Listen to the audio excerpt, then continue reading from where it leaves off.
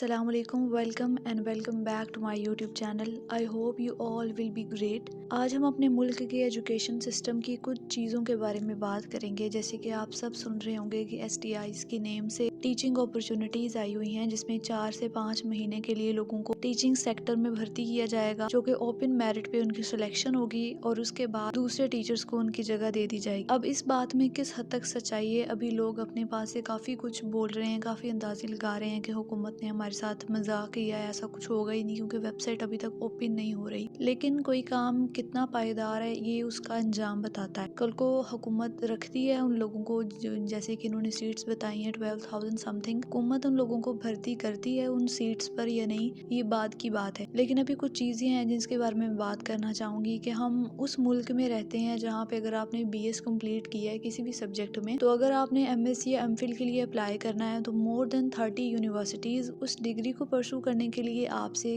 Gate general का exam मांगती है। मतलब अगर किसी ने फिजिक्स में BS किया है, साइकोलॉजी में BS किया है, इधर बायोलॉजी में BS किया हुआ है, तो उसे गैट जनरल का एग्जाम पास करना होगा, जो कि टोटली उसके सब्जेक्ट से डिफरेंट होगा, जिसमें प्रोबेबिलिटी के क्वेश्चंस होंगे, रेशियो, प्रोपोर्शन, मैथ्स के क्वेश्चन होंगे। यानी एक बंदा जिसने 4 साल तक मैथ्स को एज अ मेजर सब्जेक्ट पढ़ा ही नहीं है, वो बिल्कुल भूल चुका है वो चीज़ें, उसको अपनी डिग्री में ही फर्दर पढ़ने के लिए उसकी डिग्री के में जज नहीं किया जाएगा, बल्कि उसने गैट जनरल नेम का एक एग्जाम देना होगा। और जिस तरह स्कूल टीचिंग इंटर्नशिप्स में जो भी क्राइटेरिया रखा गया, एजुकेशनल क्वालिफिकेशन पूछी जा रही है, उसमें भी B.Ed नेम की जो डिग्री है उसके 10 मार्क्स एक्स्ट्रा रखे गए हैं। हमारे मुल्क में B.Ed को इतना क्यों कंपलसरी रखा गया है? एक प्रोफेशनल डिग्री के तौर पे इसको माना जाता है कि अगर आपने टीचिंग करनी है, आपने BS किया है 4 साल में, फिर आपने आगे मास्टर्स भी किया हुआ है, तो फिर भी अगर आपने टीचिंग सेक्टर में जाना है तो 1.5 साल की आपको डिग्री जो है B.Ed की वो लाजमी करनी होगी। सो कॉल्ड उसको हम प्रोफेशनल डिग्री के तौर पे मानते हैं, लेकिन हमें पता ही नहीं है कि प्रोफेशनलिज्म की क्या डेफिनेशन है।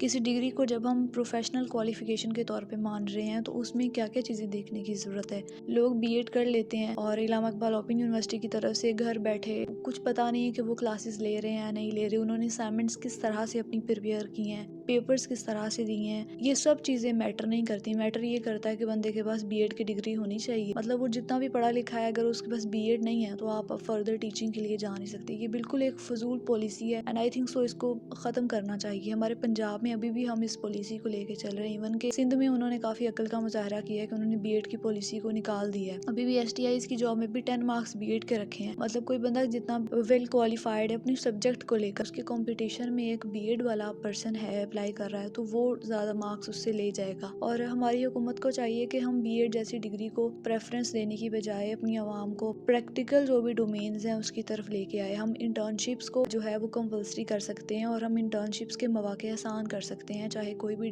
किसी की डिग्री हो, आइदर बिजनेस एडमिनिस्ट्रेशन की हो, फिजिक्स की हो, केमिस्ट्री की हो या फिर साइकोलॉजी की हो। और STIs वगैरह वाले भी जिस तरह की जॉब्स अपॉर्चुनिटीज़ आती हैं, इसमें भी मार्क्स जो हैं वो इंटर्नशिप्स के होने चाहिए, या फिर अगर किसी ने इस तरह का कोई एक्सपीरियंस किया हुआ अपनी ही फील्ड का, उसको मार्क्स लगने चाहिए, ना कि B.Ed की डिग्री के। इस बारे में आपकी जो भी कीमती राय है आप वो कमेंट्स में बता सकते हैं। काइंडली लाइक माई वीडियो और ऐसी एजुकेशनल कंटेंट के लिए मेरे चैनल को सब्सक्राइब करें।